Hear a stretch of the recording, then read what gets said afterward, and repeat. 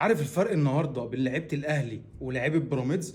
لعيبه الاهلي نازله الماتش بتلعب بجرافطات، بتلعب ببدل نجوم. لعيبه بيراميدز قاتله نفسها طول ال 90 دقيقه، جري طول ال 90 دقيقه، زحلقه طول ال 90 دقيقه. اللعيبه بتقتل نفسها. انا ما شفتش فريق بيعمل ضغط عالي طول ال 90 دقيقه. عاملين ضغط عالي طول ال 90 دقيقه. اي فرقه في العالم تعمل ضغط على 10 دقائق، ربع ساعه، بعد كده ترجع تريح شويه عشان مش هتقدر كعامل بدني تقدر تفضل تجري تجري تجري طول ال 90 دقيقه سبرنتات وضغط عالي. لا النهارده عشان العامل النفسي والتحفيزي، المدرب يوريزيتش الراجل ده حرفيا بيحفز الفريق على احسن ما يكون. النهارده الراجل بيكسب خوسيه ريفيرو للمره الثالثه. كسبه لما كان بيدرب اورلاندو السنه اللي فاتت في دوري ابطال افريقيا في الماتش قبل النهائي وطلعه من البطوله، والنهارده بياكد ان هو حاطط على خوسيه ريفيرو. جمهور الاهلي النهارده جادد. جمهور الاهلي النهارده خلاص جاب اخره من خوسيه ريفيرو. مدرب بعيد بقى عن الشغل التكتيكي، مدرب ما بيحفزش اللعيبه. مدرب تحس ان هو بيقول للعيبه النهارده يا رجاله هنلعب ايه، يقولوا له هنلعب ايه، يقول لهم 4 2 3 1. طب تمام، انت يا زيزو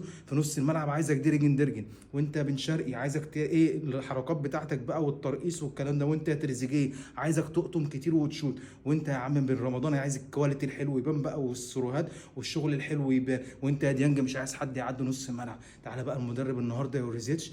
النهارده اصلا بدايه التشكيل الراجل بيلعب باربعه نص ملعب. هقول لك هم مين بيلعب: بوليد الكارتي نص ملعب، بيلعب ببلاتو تيوريه نص ملعب، بيلعب بمهند لاشين نص ملعب، بيلعب بقطه. الاربعه اصلا نص ملعب، وبيلعب بقى باثنين قدام. هم هو رميهم لك واحد دبابه، حرفيا دبابه، وكورته حلوه، وبرنس بلاتو مايلي.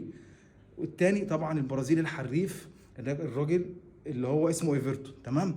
غير كده عندك لاعب زي كريم حافظ. وزي ما انا قلت امبارح، قلت لو مدرب بيراميدز ده بيفهم ما يلاعبش احمد توفيق باك يمين، يلاعب كريم حافظ. كريم حافظ بيجري كتير، بدني قوي، كورته حلوه، عينه حلوه على الكوره، اوفراته لما بيقطم لجوه بيلعب بشماله اوفراته حلوه جدا. شويت النهارده الراجل